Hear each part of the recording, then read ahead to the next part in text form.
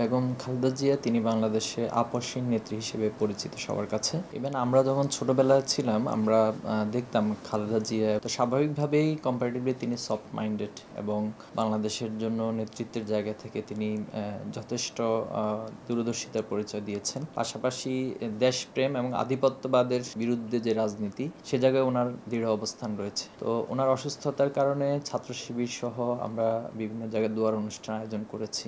সবাই ওনার জন্য দোয়া করছেন যেন উনি দ্রুত সুস্থ হন। তো আমরা সেটা চাই যে উনি দ্রুত সময়ে সুস্থ হয়ে উঠুক। তবে সংকটের কথা যেটা বলেছেন, কিছুটা তো সংবেদনশীলতা রয়েছে রাজনীতি অঙ্গনে।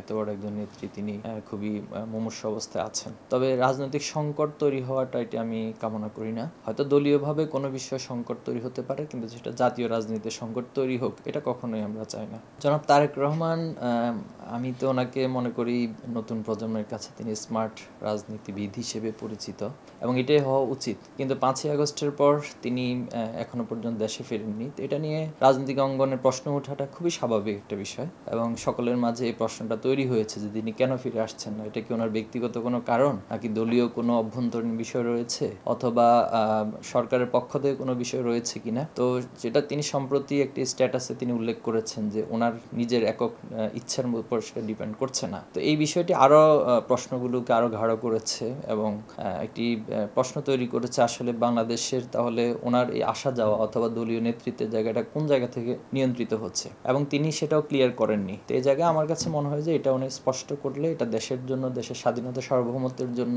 দেশের সামগ্রিক নিরাপত্তার জন্য ভালো হবে এবং এটা আমরা প্রত্যাশা করি যে তিনি দেশে ফিরে আসুক, দেশে রাজনীতি করুক। যেহেতু জিয়াউর রহমান এবং বেগম খালেদা জিয়া তিনি ওনাদের সন্তান এবং ওনাদের লিগেসি বহন করে তিনি বাংলাদেশে রাজনীতি করুক, আমরা এটা চাই।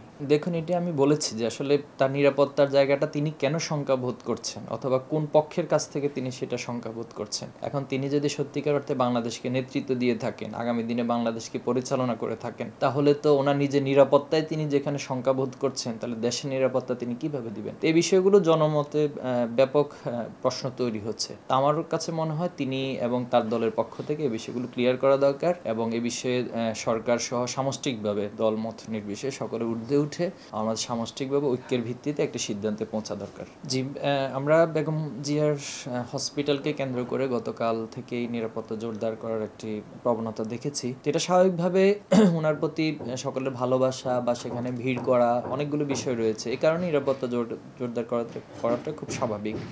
আরেকটা গুঞ্জন শোনা যাচ্ছে জনাব তারেক রহমান তিনি দেশে ফিরছেন, তো এটাকে কেন্দ্র করে হয়তো বা হতে পারে, তবে এটা আমরা শিওর না। এটা কোনো নির্ভরযোগ্য তথ্য এখনো আমাদের কাছে নেই, আপনাদের কাছে আছে কিনা জানা নেই। আরেকটা বিষয় আপনি যেটা বলেছেন বিভিন্ন জায়গায় আন্দোলন হচ্ছে, তা আন্দোলন তো বাংলাদেশে কন্টিনিউয়াসলি সবসময় হয়ে থাকে। বিভিন্ন ব্যক্তি বা বিভিন্ন গোষ্ঠী যারা আছেন তারা তাদের বিভিন্ন দাবি দেওয়া নিয়ে রাস্তায় নামেন। তো সে জায়গায় 7 কলেজের বিষয়টা তো দীর্ঘদিন ধরে একটি মানে সকলের ভিতরে শঙ্কা তৈরি করেছে যে এটি আলাদা বিশ্ববিদ্যালয় হলে ইডেনের মতো কলেজ যেটা দীর্ঘদিন ধরে আলাদা মেয়েদের জন্য নির্ধারিত ছিল, তো সেখানে সেটা সহশিক্ষাতে যাবে কিনা, এটা নিয়ে তাদের পক্ষ থেকে তারা আন্দোলন করছে।